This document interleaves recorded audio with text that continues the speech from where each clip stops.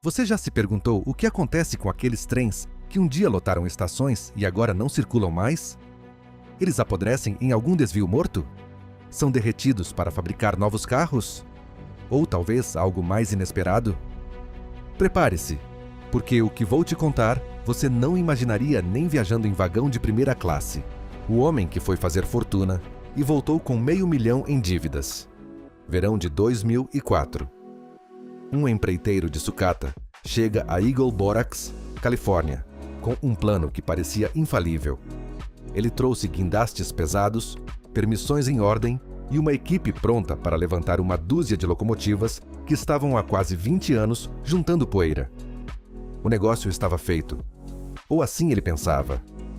No segundo dia, a EPA emitiu uma ordem de paralisação que parou tudo abruptamente.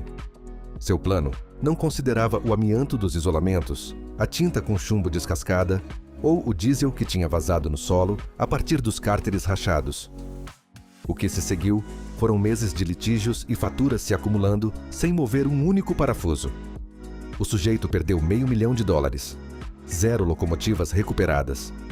Como ele mesmo resumiu com aquela resignação que só quem está no ramo entende. Você pode comprar o melhor guindaste da Califórnia, mas não pode gastar com advogados nem com a EPA. Por trás desse desastre, escondia-se um sistema desenhado para que ninguém ganhe.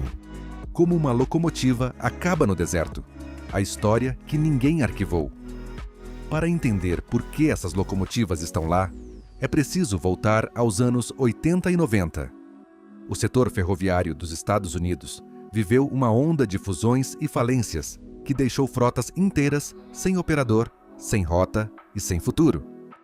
Quando uma empresa falia, o síndico listava o equipamento como abandonado no local e fechava o expediente, sem transferir o título, sem buscar comprador, sem fazer nada. A fusão entre Union Pacific e Southern Pacific, em 1996, é o exemplo mais claro. Milhares de entradas de material rodante nos registros, centenas de unidades etiquetadas como não essenciais ou pendentes de disposição. Uma forma elegante de dizer, isso já não é mais nosso problema. Em 1989, 47 locomotivas da divisão Nevada da Southern Pacific aparecem no registro sem qualquer anotação. Sem venda, sem desmantelamento, sem transferência.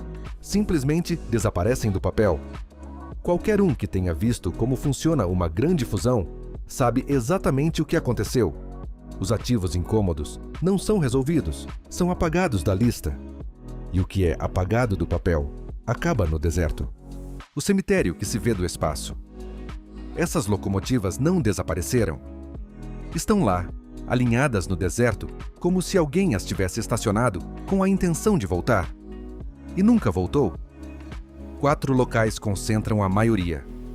SEMA, na Califórnia, tem pelo menos 40 unidades em um único grupo.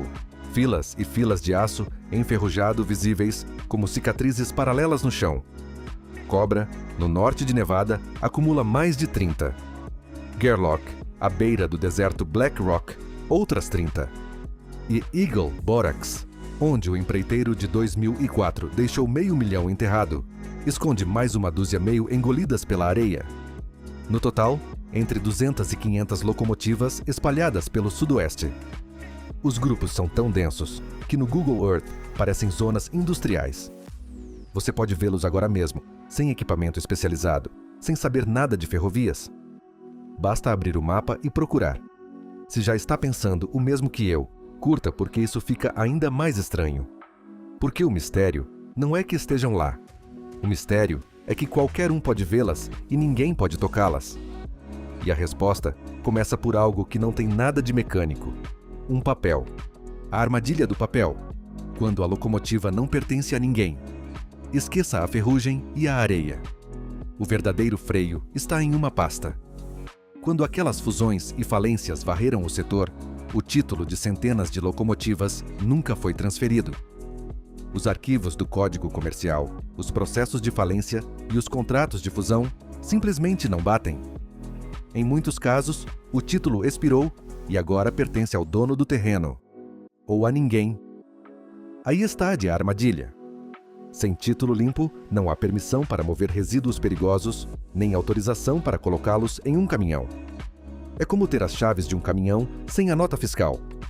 Nenhum ferro velho o aceita. A máquina continua lá, imobilizada por um arquivo fantasma que pesa mais do que suas 180 toneladas. A burocracia a acorrenta melhor do que um cadeado.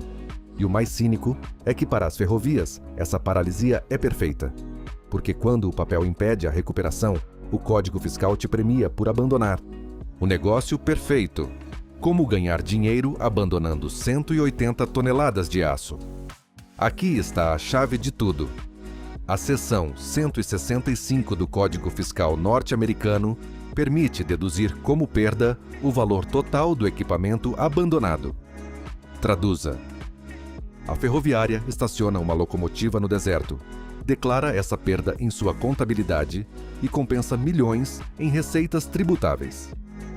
Além disso, os prêmios de seguro diminuem, porque um ativo estacionado no deserto gera menos risco do que em um pátio ativo.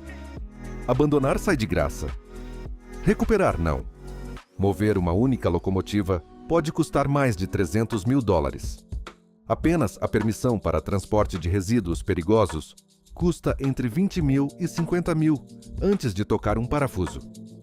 A remoção de amianto, a remediação do solo, a logística de extração a quilômetros de qualquer estrada asfaltada. Tudo isso se empilha sobre uma máquina que, na melhor das hipóteses, vale 200 mil como sucata. Qualquer transportadora entende essa aritmética instantaneamente. 300 mil para recuperar algo que vale 200 mil. Não compensa. Nunca compensou. E o sistema foi projetado exatamente para que não compensasse. Mas esse projeto tem um custo. Só que esse custo não aparece em nenhum balanço contábil. O que vaza no chão, a conta que ninguém paga. Enquanto a ferrovia fechava seus livros, com a dedução fiscal, as locomotivas continuavam funcionando. Não transportando carga. Vazando. A tinta com chumbo se desprende das cabines a cada rajada de vento do deserto. O isolamento de amianto que envolve os coletores de escape se desintegra devagar, ano após ano. Os tanques do cárter rachados derramam diesel e lubrificantes diretamente no chão.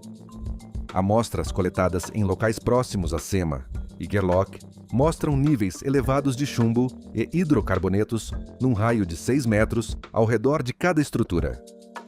Fibras de amianto apareceram na poeira superficial que o vento espalha pelo deserto. E ninguém limpa. Sem um proprietário legal claro, nenhuma agência pode exigir responsabilidade de alguém específico. A contaminação se espalha sem que haja um culpado oficial a ser apontado. A ferrovia registrou sua dedução fiscal há 30 anos. O chumbo continua no solo hoje. Essa é a verdadeira conta do abandono. E o deserto, o vento e qualquer um que viva perto é que pagam. Enquanto isso, em outras partes do mundo, decidiram que esse problema tinha solução. O que a Europa entendeu, que a América decidiu ignorar. A Europa resolveu isso há anos. Reciclagem certificada para cada locomotiva descartada. O Reino Unido desmonta centenas. Japão e China as transformam em recursos novamente. Nos Estados Unidos, os cemitérios continuam crescendo porque as regras ainda favorecem o abandono. E isso não é tudo. Se essas locomotivas te pareceram interessantes, então este vídeo vai te deixar de boca aberta. Entre para ver e não deixe que te contem.